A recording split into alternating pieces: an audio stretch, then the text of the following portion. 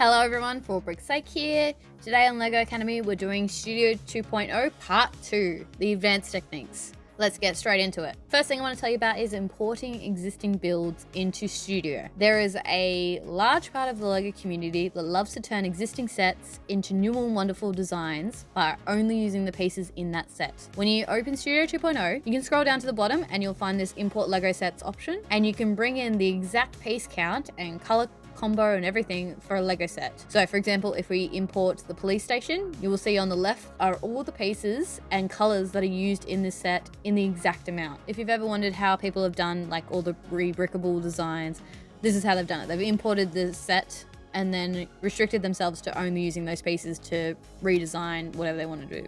Now, that's not the only LEGO palette you can import. If you go to this window, you will see in the drop-down menu a whole range of preloaded LEGO palettes you can choose from.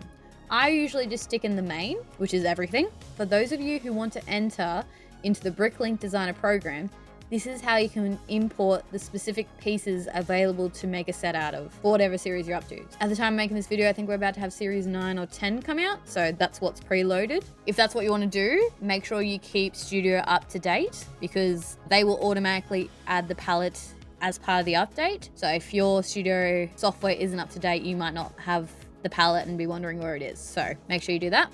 If you create any parts using the part designer, you can find them in custom parts. Currently, the only one I have is from a Rolling Stones challenge I did on Ideas. But that's where you would find those pieces. Speaking of colors and part types, on Studio, you are not limited to what actual color LEGO elements come in. But if you want to design a mock that you can build straight away, there are some filters you can turn on, so you will only use pieces that actually exist. So let's say I want this piece. Already, I know it doesn't come in this color because over in the step list, it has a yellow exclamation mark next to it, which means it doesn't exist in this color. If I select the brick and go up to color palette, it will tell me what the cheapest color for that piece on Bricklink, which is super helpful. What I can also do is I can turn on this filter here, and instead of seeing every color known to minifigs, I will only be shown the color that piece comes in. And next to each color will be a dollar sign.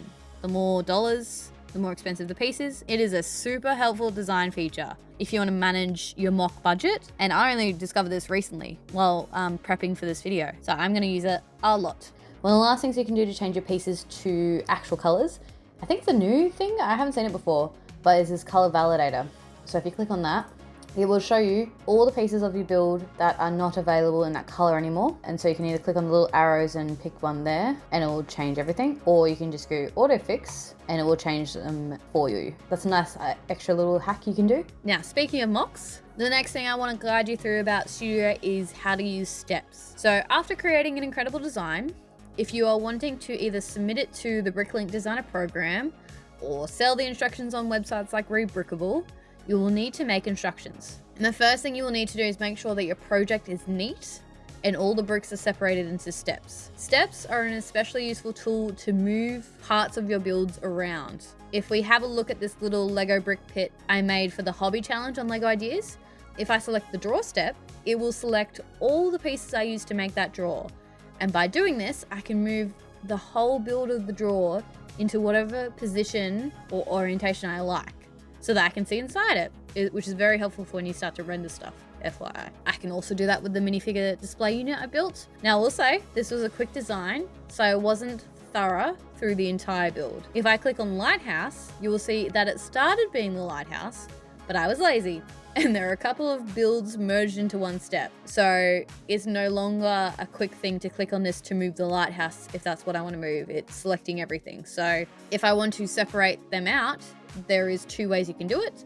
You can either individually select all the pieces and move them to a new step. What I do is I'll cut them, select my new step and paste rather than drag. You can also go to the step list and find the pieces listed, select them and move them that way. Both are time consuming and annoying. So it's best that you keep your build clean from the start and diligently separate each section into different steps. Especially if you want to make instructions. It's going to make it so much quicker at the end of your mock to turn your build into instructions if you've started the groundwork here. And not that I designed this for Rebrickable or for the instructions to be made, but if we were to click on instructions now, You can see the different steps already. I would have to separate the draw build into multiple steps, like you would in instructions when you're building a Lego set. It'll be easier to separate them out into proper steps if they're already grouped correctly. So if I scroll down to the treehouse and lighthouse, you can see there are bits and pieces for all those mini builds across many steps.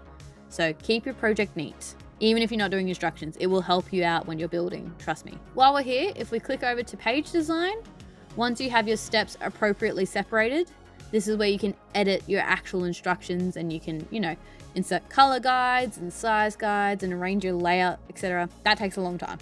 I'm not going to do that today, but that's where you do that. Another thing you might want to know, which will come in handy, is when you start to render your models, if you have nice clean steps, then you can select a step and press the hide icon and it will hide those Lego pieces so that you can either work on something and change a part of your build and be able to see what you're doing, or you can get clean renders of whatever Easter eggs you've hidden around your build. It's super helpful. Not something you'll probably use a lot, but it is important for later. Another super cool feature is, let's say you have 2 bricks and you want them to be aligned with each other. Instead of putting bricks underneath to raise it up to the height and deleting the bricks, which is 100% how I was doing it before I knew about this, you can select both bricks, right click and pick align to whatever direction you are wanting to align to, and it will do it for you. Another shortcut you might want to know about is, let's say we start using this 1x4 mason Lego brick, but then we decide that we want to use smaller bricks instead of this long brick. Instead of deleting the brick and finding the 1x2 mason brick and replacing it, if you select the brick and then right click and select split, it will split the brick into smaller bricks, which is very helpful.